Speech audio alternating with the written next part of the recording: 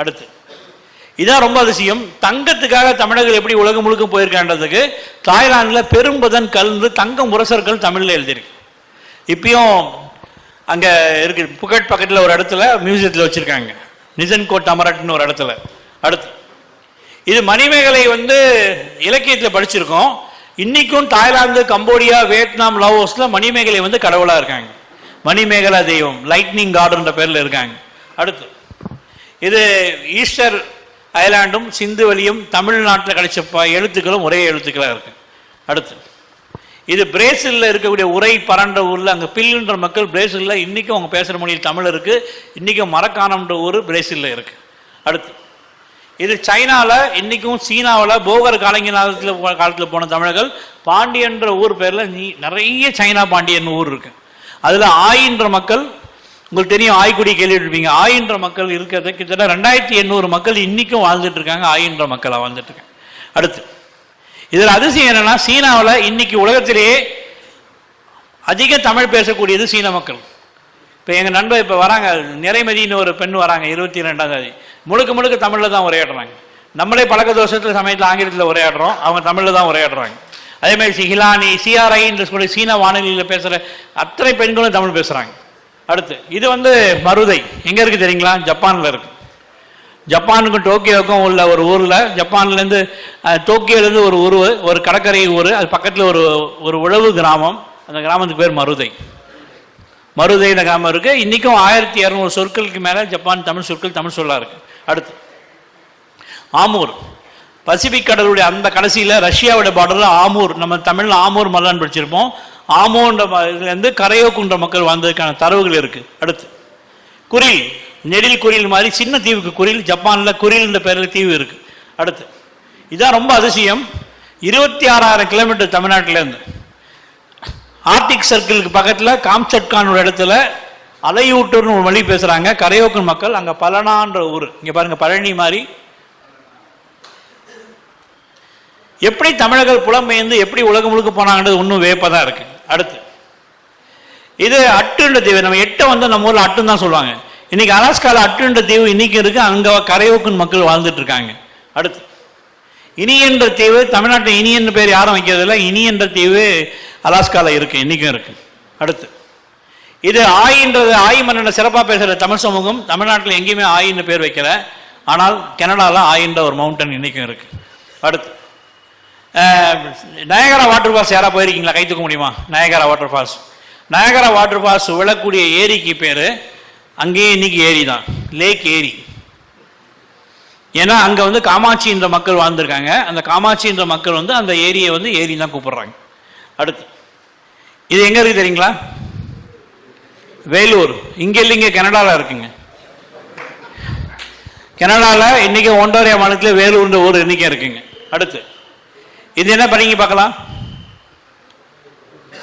இதை படிங்க பார்க்கலாம். இன்னைக்கும் கனடாவில் கூட்டணின்ற மக்கள் வாழ்றாங்க, அவங்க பேசுற மொழியில தமிழ் இருக்குங்க. அதாவது வணிக கூட்டணி இருக்காங்களா, சாத்துக்கள் சொல்றாங்களா, அந்த கூட்டணிகள் போனது கனடாவில் சோழி விற்க போயிருக்காங்க. பல்லாங்குழியில் ஆடுறனால சோழி, அந்த சோழி முத்து பவளத்தை விற்க போயிருக்காங்க.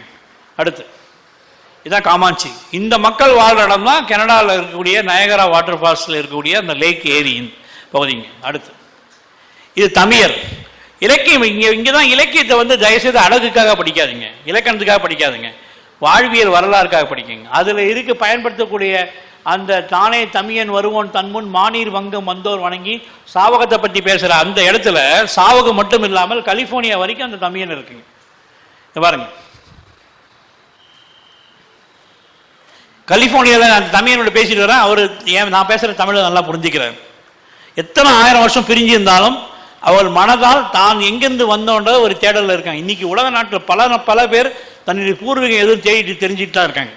அடுத்து மெக்சிகோவில் தமிழி பாசுன்ற இடம் இன்னைக்கு இருக்கு. மெக்சிகோவோட சமையலறை போனால் மெக்சிகன் ஃபுட் யாராவது சாப்பிட்ருக்கீங்களா? கை தூக்க முடியுமா? அப்படியே தமிழ்நாட்டு உணவு மாதிரியே இருக்கும். மெக்சிகன் ஃபுட்டும் எத்தியோப்பியா ஃபுட்டும் பார்த்தீங்கன்னா அப்படியே நம்ம ஊர் சாப்பாடு மாதிரியே இருக்கும். இன்னைக்கு கூட எத்தியோப்பியா ஹோட்டலில் போயிட்டு நீங்கள் இஞ்சிரான்னு கேட்டிங்கன்னா நம்ம ஊர் இஞ்சி தோசை நல்லா கொடுப்பாங்க. அடுத்து இந்த நார்த் அமெரிக்காவோட தென் அமெரிக்காவில் அங்கே வந்தவர்கள் யாருன்ற தேடலில் புதிதாக தமிழ் மொழியும் சேர்த்துருக்காங்க.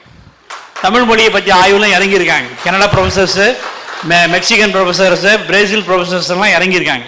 அடுத்து இது என்ன ஊர் சொல்லுங்க பார்க்கலாம், இது படிங்க பார்க்கலாம்.